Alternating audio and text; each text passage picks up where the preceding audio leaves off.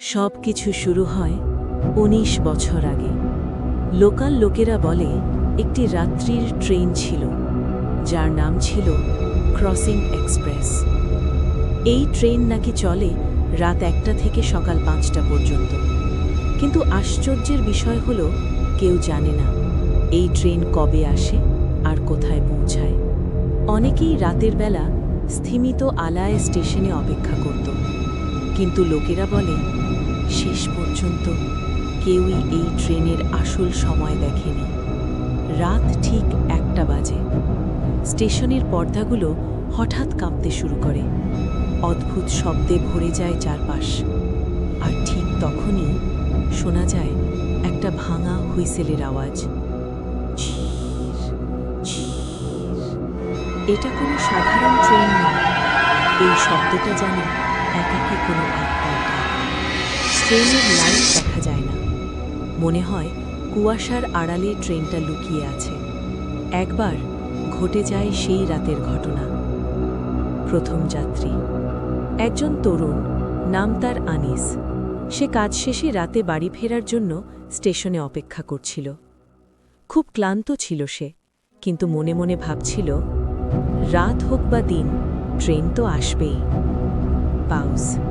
ঠিক ১টা বাজার কিছুক্ষণ পর স্টেশনের সব আলো এক এক করে নিভে যায়, আর স্টেশনের বড় ঘড়িটা হঠাৎ থেমে যায়। ঠিক তখনই দূরে কিছু ঝাপসা আলো দেখা যায়। এটা কি ট্রেন? এটা কি কোনো প্রহরী? না, ওটা আস্তে আস্তে কাছে আসছে। ট্রেন থামে, আর নিঃশব্দে দরজাটা খুলে যায়। আনিস ঠান্ডা রুক্ষ বাতাস অনুভব করে, তার দেহ দিয়ে ঘাম গড়িয়ে পড়ে। তবুও সে ট্রেনে উঠে পড়ে। ভেতরে পুরনো টিমটিমে আলো।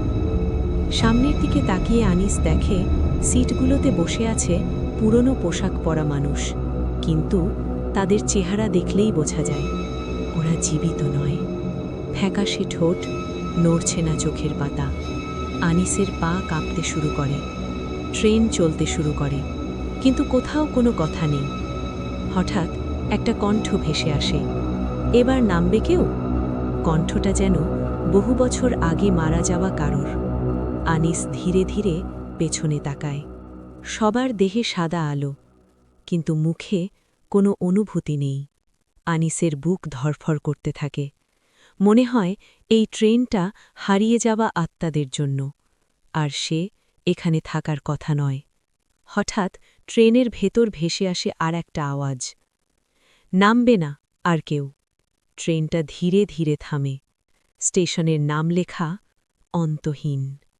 ফেরার আর কোনো পথ নেই।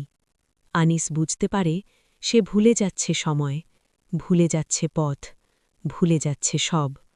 শেষে শুধু শোনা যায় বাতাসে কান্না আর সেই অনন্ত ট্রেনের হুইসেল।